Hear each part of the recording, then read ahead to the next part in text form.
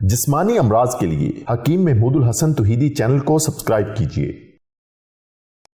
बिस्मिल्लाहिर्रहमानिर्रहीम। मोहतरम भाई और बहनों, अस्सलाम वालेकुम रहमतुल्लाहि व बरकातुहू।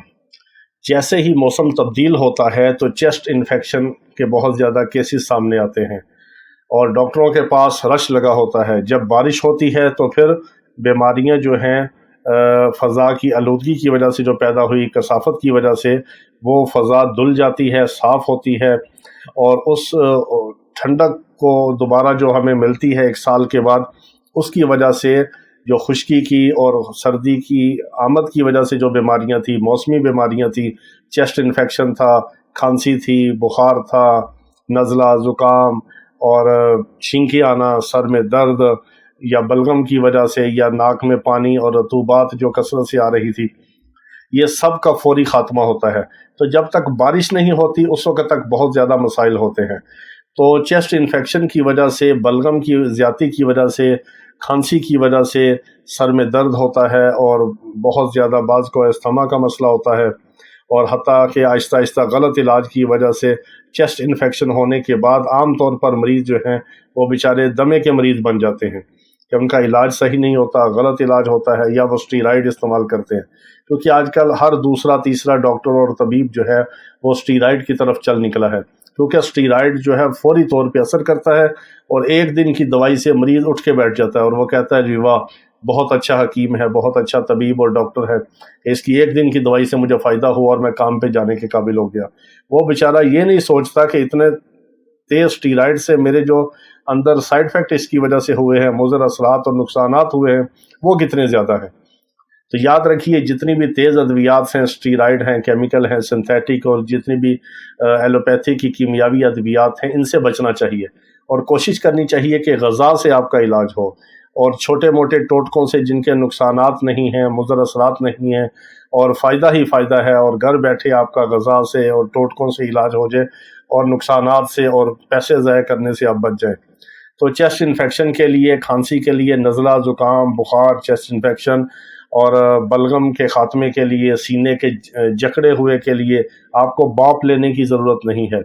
और जो आप नेबुलाइज़ करते हैं अपने आप को, बच्चों के आप डॉक्टरों, चाइल्ड स्पेशलिस्ट के पास जाएं तो नेबुलाइज़ करने वालों का रश लगा हुआ है। नेबुलाइज़ की मशीनों पे लाइन लगी हुई है कि बच्चों को बाप दे रहे हैं, नेबुलाइज़ करें। तो पहले बच्चों का घर में इलाज करो कि आपको नेबुलाइज़ की ज़रूरत ना पड़े और चाइल्ड स्पेशलिस्ट के पास आपको जाके लाइनों में ना लगना पड़े। और जितने चाइल्ड स्पेशलिस्ट हैं ज़्यादातर ये भी बच्चों को डेक्सामेथाजोन और स्टीराइड देते हैं, जिसके वजह से फौरी तौर पे बच्चे को फ़ायदा होता है और वालिदैन कहते हैं जी ये बहुत अच्छा बच्चों का डॉक्टर है।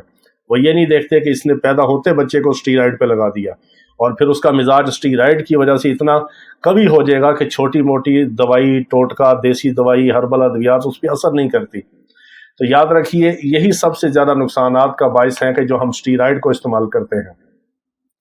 तो चेस्ट इन्फेक्शन किसी किस्म का हो, बच्चे को हो, बड़े का हो, नज़ला, ज़ुकाम, बुखार, चेस्ट इन्फेक्शन या सीने को बलगम ने जकड़ा हुआ हो, जाम किया हुआ हो और बलगम की वजह से और इन्फेक्शन की वजह से फेफड़ों के अंदर सोजिश और स्वेलिंग हो या फेफड़ों के अंदर जो गुब्बारे की तरह जो अल्लाह ने एक खुदकार सिस्टम रखा है जिसमें ऑक्सीजन जमा होती है और जज़ब होती है, वो भी अगर बलगम की वजह से बंद हुए हों तो 3-4 दिन में बहुत ज़्यादा फ़ायदा होता है और चेस्ट इन्फेक्शन ख़त्म हो जाता है।